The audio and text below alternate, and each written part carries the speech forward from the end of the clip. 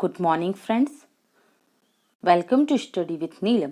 आई hope आप सभी लोग बहुत अच्छे होंगे। आज हम करंट अफेयर्स का एक बहुत ही इम्पॉर्टेंट टॉपिक सार्क ऑर्गेनाइजेशन को कवर करेंगे। तो सार्क ऑर्गेनाइजेशन को क्यों चुना है हमने?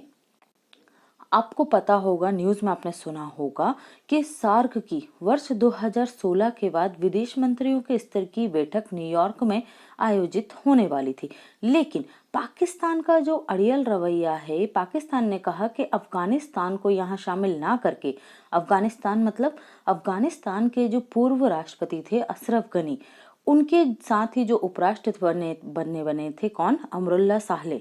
ओके, अब जब राष्ट्रपति भाग गया है तो उपराष्ट्रपति यहाँ क्या बन गए? राष्ट्रपति बन गए। तो हमने उनके ही प्रतिनिधि को यहाँ पर शामिल करने की बात कही। किसने? सार्क ऑर्गेनाइजेशन के देशों ने। लेकिन तालिबान ने, जो पाकिस्तान है, पाकिस्तान ने क्या कहा कि आप तालिबान के प्रतिनिधि को यहाँ पर बुलाएं। किसकी तरफ से? अफगानिस्तान की तरफ से। और जो अफगानिस्तान की पूर्व सरकार थी उसे बर्खास्त कर दे। क्यों? देखिए भाई, सार्क क्या करता है, जो चुनावी प्रक्रिया से चुनी गई सरकार है इन देशों के, सदस्य देशों की, उन्हें मानता है, उन्हें बुलाता है। अब तालिबान को तो हम सबको पता है कि 15 अगस्त 2021 को तालिबान ने क्या किया है, अफगानिस्तान पर कब्जा किया है। तो अभी तक, यहाँ तक कि किसी भी कंट्री ने तालिबान को मान्यता नहीं दी है। इसलिए ही जो सार्क देशों की मीटिंग होने वाली थी, पाकिस्तान इस पर अड़ गया कि तालिबान के प्रतिनिधि को शामिल करना ही होगा, और इसी वजह से इन सभी देशों ने मिलकर क्या कर दिया, इस बैठक को ही कैंसिल कर दिया। देखते हैं हम, सार्क की इम्पॉर्टेंट अब आपके लिए बढ़ गई है, क्योंकि ये करंट अफेयर्स का बहुत ही ज़्यादा इम्पॉर्टेंट टॉपिक है और एग्जाम में बहुत ज़्यादा इससे क्वेश्चन बनते हैं। चलिए तो देख लेते हैं हम सार्क को। सार्क का फुल फॉर्म हमें सबसे पहले पता होना चाहिए कि क्या होता है। South Asian association for regional corporation, दक्षिण एशियाई जो देश है उनकी एक क्या है, सहयोगात्मक और संगठन है। तो देखिए यहाँ पर क्या बात होगी, जो इंग्लिश हिंदी इसका नाम आता है दक्षिण एशियाई सहयोग संगठन, दक्षेस, तो ये नाम भी आपको कहीं कहीं देखने को मिल जाएगा। तो जो भारत और भारत के जो पड़ोसी देश हैं, भारतीय उपमहाद्वीप से लगे देशों का एक समूह ही क्या कहलाता है, दक्षेस या सार्क कहलाता है। क्लियर है? तो याद रखिए क्यों है चर्चा में सार्क संगठन। तो इसलिए है ये चर्चा में क्योंकि जो फॉरेन मिनिस्टर की मीटिंग होने वाली थी सार्क के, वो कैंसिल हो गई। किस वजह से? पाकिस्तान ने इंसिस्ट किया तालिबान के पार्टिसिपेशन को लेकर। ओके, तो ये मीटिंग इस वजह से कैंसिल हो गई है। 25 सितंबर 2021 को निश्चित था ये क्या होना, मीटिंग होना, क्योंकि 2016 से कोई मीटिंग नहीं हुई थी। न्यूयॉर्क में सार्क संगठन के विदेश मंत्रियों की बैठक रद्द कर दी गई। इसका कारण पाकिस्तान द्वारा अफगानिस्तान पर कब्जा करने वाली आतंकवादी समूह तालिबान ने, आपको पता होगा, अफगानिस्तान का नाम अब क्या कर दिया है, इस्लामिक अमीरात ऑफ अफगानिस्तान के प्रतिनिधि, कौन थे प्रतिनिधि यहाँ पर, आमिर मुत्ताकी को शामिल किया जाए। ये पाकिस्तान अड़ा हुआ था इस बात पर, लेकिन सार्क के सभी सदस्यों ने इसके लिए मना कर दिया और ये मीटिंग ही कैंसिल कर दी गई। अफगानिस्तान की पूर्व में निर्वाचित अशरफ गनी सरकार को इसमें शामिल ना किया जाए, ये भी पाकिस्तान की मांग थी। अफगानिस्तान की वर्तमान स्थिति क्या है? अफगानिस्तान की वर्तमान स्थिति भारतीय उपमहाद्वीप में स्थित जो संगठन है, जो व्यापार है, जो सुरक्षा है, जो सैन्य गतिविधियां हैं, उसके लिए बहुत ही महत्वपूर्ण होने वाली है। ओके, क्योंकि आप देखेंगे अफगानिस्तान की जो वर्तमान स्थिति में परिवर्तन आया, उससे भारत की जो नीति होगी, भारत की जो पॉलिसी होगी, उनमें भी आप परिवर्तन देखेंगे। तो क्या है, अफगानिस्तान की जो तालिबानी सरकार है उसको अभी तक किसी ने मान्यता नहीं दी है। बड़े मंत्री और नेता क्या हैं भाई, आतंकवादी हैं, जो बड़े बड़े देशों में और मतलब और इंटरनेशनल ऑर्गेनाइजेशन के द्वारा भी उन्हें आतंकवादी घोषित किया गया है। ठीक है, तालिबानी गुटों में स्वयं में टकराव हो गया है। हक्कानी नेटवर्क और जो ये हैं तालिबान ग्रुप, इन दोनों में क्या हो गया, दोनों ने मिलकर वहां पर तबाही मचाई थी और दोनों ने ग्रुप ने मिलकर ही अफगानिस्तान पर कब्जा किया है। तो अब इनमें सरकार बनाने को लेकर या बड़े पदों पर पहुंचने को लेकर आपसी टकराव जारी है। यहाँ तक कि रूस और चीन ने भी अभी तक तालिबान को मान्यता नहीं दी, जबकि चीन के तो मंत्री लोग यहाँ के जो तालिबान के प्रतिनिधि हैं इनसे मिल चुके हैं, उसके बाद भी चीन ने मान्यता नहीं दी है। रूस का एक स्टेटमेंट आपको याद होगा, ऑफिशियली रूस गवर्नमेंट ने दिया था कि तालिबान को देखिए पहले कि भाई ये किस प्रकार से शासन कर रहा है, इसको मान्यता देना नहीं देना ये भविष्य की बात होगी। लेकिन पाकिस्तान तो जैसे तालिबान का ही प्रवक्ता बन चुका है और वो जहां भी जाता है तालिबान की ही सिफारिश कर रहा है। पाकिस्तान का आतंक के प्रति रवैया, ये खुद बोलते हैं कि हम आतंकवाद से प्रभावित देश हैं, है ना। तो ये अगर प्रभावित होते तो ये इस तरीके से आतंकवादी समूह की पैरवी नहीं कर रहे होते। ये आतंकवाद से प्रभावित नहीं है, ये आतंकवाद को जनरेट करते हैं और इसलिए इनको उस पर कोई भी मतलब ये नहीं होता है कि हमारी इमेज खराब हो रही है। पाकिस्तान की आतंकवाद को यह सहायता आज पूरी दुनिया को पता चल रही है क्योंकि ये तालिबान का खुलकर समर्थन कर रहे हैं। इवन आप लोगों ने देखा होगा UNGA जो जनरल असेंबली हुई है उसमें भी पाकिस्तान के प्रधानमंत्री का जो 23 से 24 मिनट का भाषण हुआ उसमें लगभग 10 से 12 मिनट ये तालिबान की ही पैरवी करते रहे कि तालिबान को मान्यता देना चाहिए, वो अच्छा है, वहाँ पर अच्छे से सरकार चला रहा है, लोग उसे पसंद कर रहे हैं। मतलब ये सारी इन्होंने वहाँ पर इतने अच्छे मंच से सिर्फ और सिर्फ तालिबान की तारीफ करने के लिए उसे उपयोग किया। किसने? पाकिस्तान ने। पाकिस्तान के इस गैर जिम्मेदाराना रुख के कारण सार्क की उपयोगिता खत्म सी हो रही है। क्यों? क्योंकि देखिए आप लोगों ने सुना होगा 2016 में भी जो इस्लामाबाद में इसकी बैठक होने वाली थी वो क्यों कैंसिल कर दी गई? क्योंकि पाकिस्तानी से जो आतंकवादी थे जो पाकिस्तान की सेना ने भेजे थे, कहाँ पर? भारत के उरी क्षेत्र में, और आतंकवादी हमला किया गया और हमें मालूम था कि ये आतंकवादी हमला किसने करवाया? पाकिस्तान ने करवाया। इसमें सार्क के 8 में से 6 देशों ने जो इस्लामाबाद शिखर सम्मेलन 2016 में आयोजित होने वाला था उसका बहिष्कार कर दिया था और तब से सार्क की कोई भी बैठक आयोजित नहीं हुई है, ना ही विदेश मंत्रियों के स्तर की, ना ही कोई शिखर सम्मेलन। और यह स्थिति अभी तक बनी हुई है कि सार्क का कोई सम्मेलन नहीं हो पाया। अब देखना होगा आगे ये कब तक नहीं होता है। सार्क क्या है? तो 1947 से दक्षिण एशियाई देशों के संगठन बनाने के लिए दिल्ली से एशियाई संबंध सम्मेलन से इसकी शुरुआत होती है। दिल्ली में कौन सा सम्मेलन हुआ? 1947 में एशियाई संबंध सम्मेलन हुआ। 1950 में फिलीपींस के बोगई में सम्मेलन हुआ। फिर 1954 में कोलंबो से सार्क संगठन पर विचार विमर्श प्रारंभ हुआ। ओके, नाम याद रखिएगा, फुल फॉर्म भी कई बार आ चुकी है। क्षेत्रीय सहयोग संगठनों की सफलता से प्रेरित होकर फिर क्या किया गया? इसके निर्माण की बात आगे बढ़ी और 1977 में बांग्लादेश के जो प्रधानमंत्री थे जियाउर रहमान, उन्होंने व्यापार संगठन का सुझाव दिया कि सार्क कैसा ऑर्गेनाइजेशन होना चाहिए? एक ट्रेड रिलेटेड ऑर्गेनाइजेशन होना चाहिए। 1981 में कोलंबो में 7 देशों के विदेश मंत्रियों का एक सम्मेलन आयोजित किया गया। ओके, 1981 में कोलंबो मतलब श्रीलंका में, जिसमें आर्थिक सहयोग सहित 5 विषयों को निर्धारित किया गया। 1983 में दिल्ली घोषणा पत्र के मसौदे को स्वीकार कर लिया गया। 1983 में हुआ दिल्ली घोषणा पत्र। फॉर्मेशन कब हुआ? 8 दिसंबर 1985। ये डेट इंपॉर्टेंट है और बहुत बार एग्जाम में पूछी जा चुकी है कि सार्क का गठन कब हुआ था, तो 8 दिसंबर 1985 को। बांग्लादेश में औपचारिक रूप से सार्क का गठन किया गया।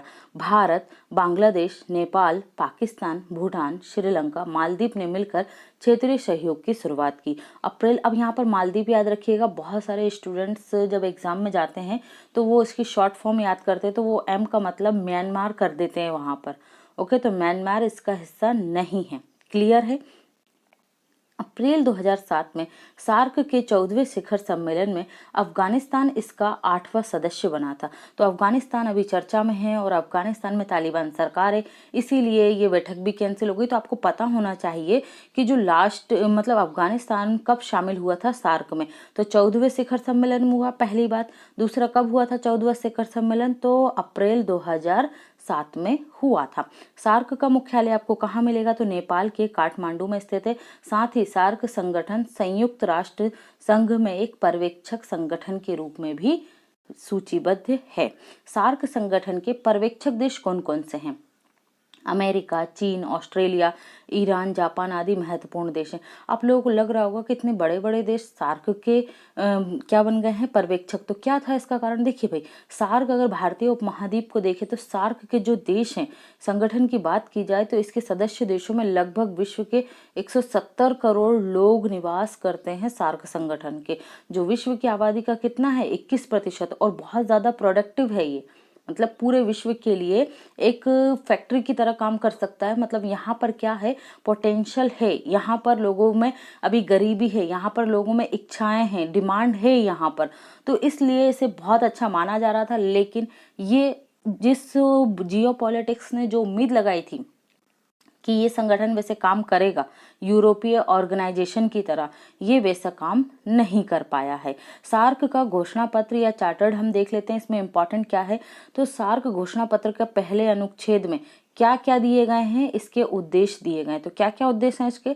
दक्षिण एशिया में लोगों के जीवन स्तर में सुधार लाना है, क्षेत्र में सामूहिक आत्मनिर्भरता का प्रयास करना है, सामाजिक आर्थिक सांस्कृतिक सहयोग को बढ़ावा देना है, पारस्परिक विश्वास की भावना एवं समन्वय से समाधान का रास्ता निकालना है, तकनीकी और वैज्ञानिक सहयोग को बढ़ावा देना है, अंतरराष्ट्रीय मंचों पर सहयोग व एकजुटता को प्रदर्शित करना है। किसके रूप में?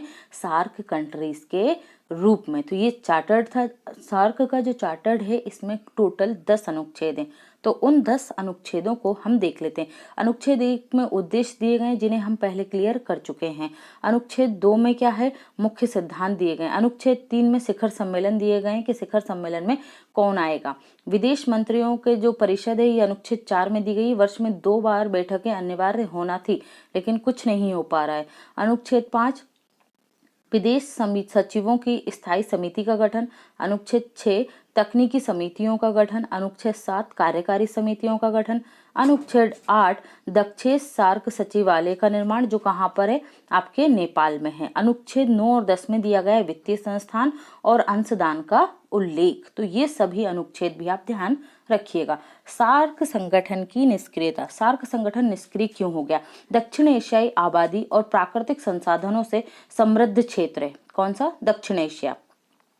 परंतु यह क्षेत्र असंगठित होने की वजह से प्राकृतिक संसाधनों और अवसरों को सही तरीके से अपनाने के लिए उपयोगी नहीं बन पा रहा है। अवसर होंगे यहाँ पर, है ना, अवसर।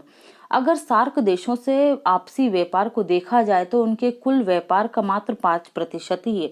मतलब जो सार्क कंट्रीज हैं 8, इनका जो आपसी व्यापार देखा जाए तो ये 5% ही है, जबकि इसी व्यापार को बढ़ाने के लिए इस ऑर्गेनाइजेशन की स्थापना की गई थी।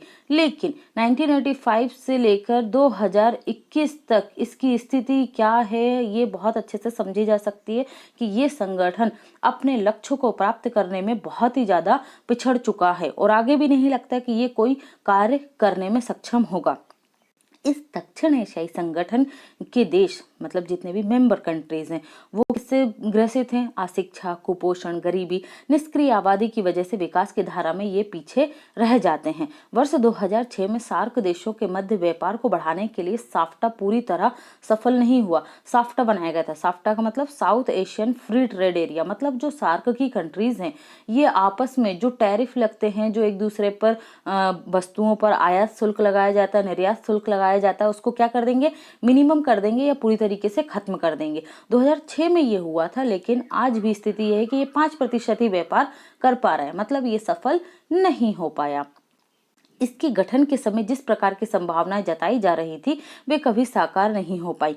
यूरोपीय संघ आसियान संगठन की तरह ना तो यह संगठन आर्थिक रूप से शक्तिशाली हो पाया और ना ही अपनी कोई मजबूत पहचान बना पाया है। कई राजनीतिक और भू राजनीतिक विशेषज्ञ यह मानते हैं कि इस संगठन के 2 पड़ोसी देश भारत और पाकिस्तान के मध्य जब तक स्थिति समान नहीं होगी संगठन कारगर नहीं होगा। और यही सच्चाई है, क्योंकि या तो भारत की वजह से या फिर पाकिस्तान की वजह से, और सबसे बड़ा कारण है पाकिस्तान का अड़ियल रवैया और आतंकवादी गतिविधियों की वजह से इस ऑर्गेनाइजेशन को सफल होने में बहुत बड़ा अड़ंगा पाकिस्तान के द्वारा लगाया जा रहा है।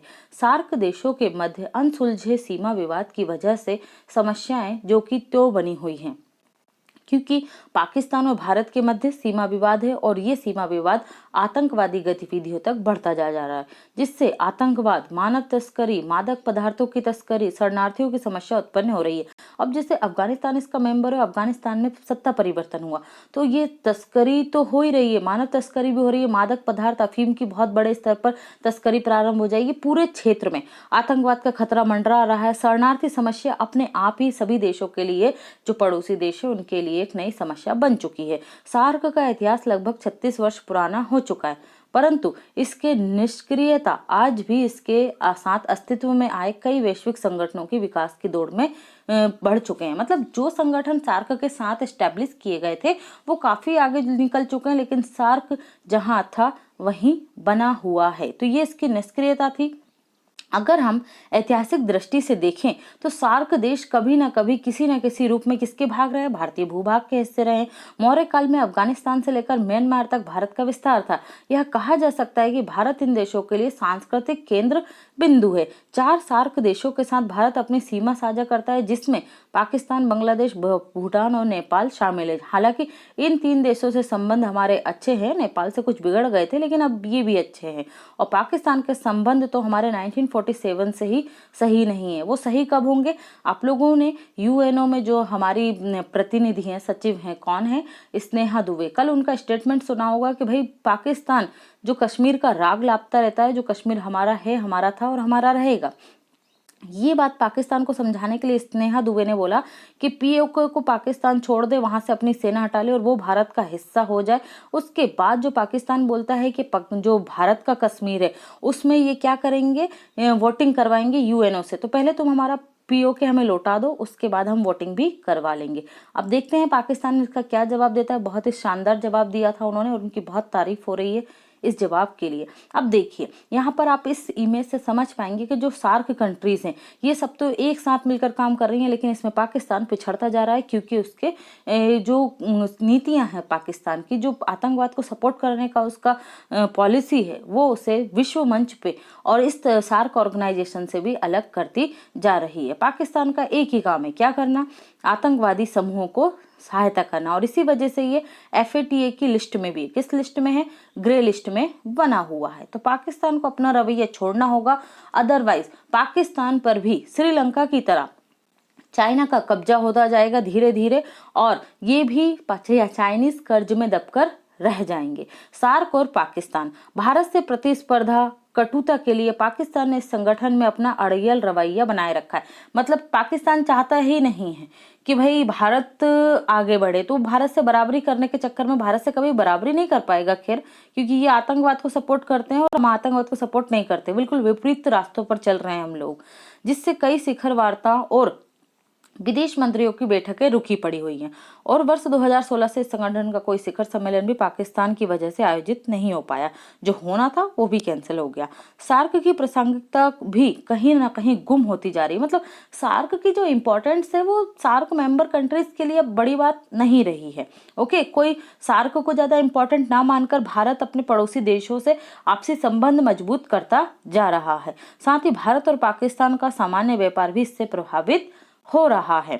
भारत के संदर्भ में सार्क की प्रासंगिकता, भारत का यह स्पष्ट मानना है कि पाकिस्तान आतंकवाद को मदद प्रदान करता है। इसका ताजा उदाहरण तालिबान को उसका सहयोग के रूप में देखा जा सकता है।